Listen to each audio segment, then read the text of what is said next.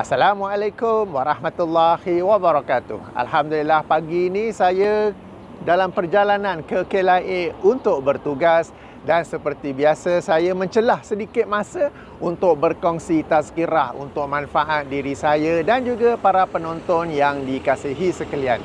Tazkirah hari ini saya ambil daripada hadis yang dikeluarkan oleh Imam Muslim dalam sahihnya, hadis nombor 4234 atau penomboran lain hadis nombor 2284, di mana Rasulullah sallallahu alaihi wasallam bersabda yang maksudnya permisalan aku dan umat aku adalah seperti seseorang yang menyalakan unggun api, lalu serangga-serangga tertarik dan terbang kepadanya sehingga memasuki ke dalamnya.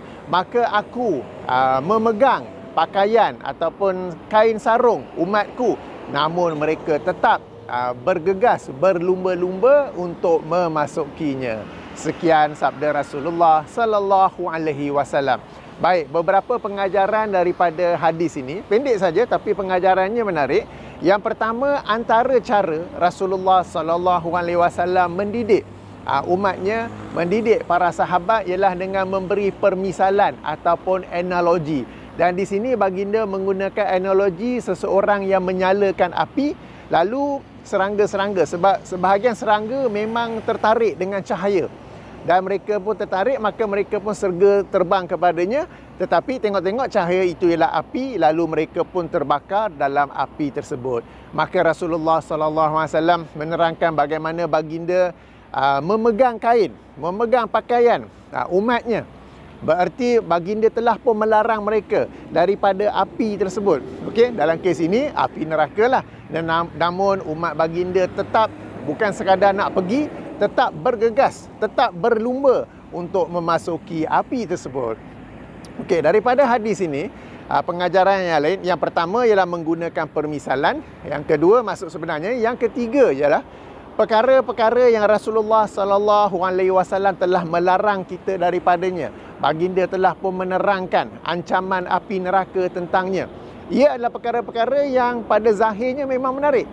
Kan? Sebab kalau tak menarik, umat Islam kita memang tidak akan menuju ke arahnya. Jadi ia adalah sesuatu yang menarik, sebagaimana unggun api itu. Bagi sebahagian serangga, mereka menyangkakan itu adalah cahaya dan mereka tertarik kepadanya dan terbang ke arahnya. Namun itu adalah sesuatu yang sebenarnya telah dilarang oleh Rasulullah sallallahu alaihi wasallam, namun sebahagian daripada umatnya tetap bergegas ke sana. Oleh itu, para penonton yang dikasihi sekalian, apabila kita tertarik dengan satu perkara, hendaklah kita semak perkara itu ada atau tidak dilarang oleh Rasulullah sallallahu alaihi wasallam. Antara perkara tersebut dalam urusan dunia seperti minum arak, sebahagian orang nampak macam itu ada kelas, ada status, apa kan? Ataupun berjudi, pergi kasino, ataupun perkara-perkara lain. Tapi saya yakin di kalangan para penonton saluran YouTube saya tak adalah yang minum arak, berjudi, berzina apa semua tu kan. Tapi ada satu perkara yang nampak menarik, yang mungkin sebahagian besar daripada umat Islam menyangka ialah satu yang baik. Okay, sebagaimana serangga itu menyangka cahaya itu adalah baik. Ya, ini perkara-perkara bid'ah, keyakinan-keyakinan bid'ah, seperti berdoa beramai-ramai, berlagu-lagu. Apa salahnya benda baik? Berzikir ramai-ramai kuat dengan ada rentak, ada irama, apa salahnya benda baik? Seperti berselawat ala-ala konsert, menjadikan selawat satu bentuk nyanyian, hiburan beramai-ramai. Best tu, apa salahnya kan? Okey, jadi perkara-perkara berseni ia masuk dalam kategori bid'ah yang telah dilarang oleh Rasulullah sallallahu alaihi wasallam. Namun sebahagian kita tetap bukan sekadar nak pergi ke arahnya, tetap bergegas ke sana, ya, sebagaimana sabda baginda dalam hadis tadi tu, aku memegang pakaian kalian, kain sarung kalian, namun kalian tetap berlumba untuk memasukinya. Jadi sebagai orang bab bid'ah ni, mereka bukan sekadar tak payah kot apa ke, tetapi mereka bersungguh-sungguh untuk pergi ke arahnya, ya. Jadi berdasarkan hadis ini, hendaklah kita berhati-hati dengan perkara yang pada zahirnya nampak menarik tetapi telah dilarang oleh Rasulullah sallallahu alaihi wasallam. Perkara yang nampak menarik ni kerap kali telah di-adjust, ditukar nama supaya nampak baiklah. nampak macam amal makruf lah, nampak jadi macam amal soleh lah. Sebab takkan nak sebut bid'ah kan, jadi sebut apa? Bid'ah hasanah, bid'ah mahmudah yang terpuji. Kemudiannya macam selawat, takkan nak sebut konsert selawat kan, jadi sebutlah majlis selawat. Padahal sama je dengan konsert lain tu. Okey, nak kata ada maksiat berlaku je, maksiat berlaku saja pencampuran lelaki dan perempuan. Saya dimaklumkan oleh seseorang, di sebahagian tempat bila ada majlis selawat tu telah pun diasing-asingkan, lelaki sini, perempuan sini, keluarga sini.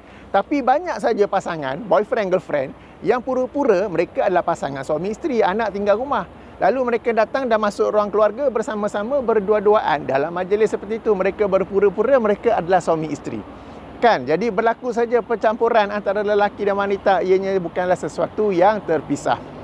Jadi tuan-tuan dan puan-puan, berdasarkan hadis ini, saya berpesan kepada diri saya dan kalian semua, hendaklah kita berhati-hati terhadap perkara-perkara yang menarik, yang kemudian telah diberi nama yang menarik, kemudian telah diberi sokongan oleh para agamawan yang ada kepentingan di sebaliknya. Hendaklah kita berhati-hati, hendaklah kita rujuk kepada hadis-hadis Nabi SAW, kerana kerap kali baginda telah pun melarangnya, tetapi kita tetap bergegas kepadanya. Sebagaimana seseorang yang menyalakan unggun api, sebahagian serangga nampak cahaya, mereka tertarik kepadanya. Tengok-tengok ia adalah api yang membakar mereka. Okey, baik. Demikian sedikit perkongsian, sedikit tazkirah saya. Saya tutupi dengan subhanakallahumma wa bihamdika asyhadu an la ilaha illa anta astaghfiruka wa atubu ilaika. Assalamualaikum warahmatullahi wabarakatuh.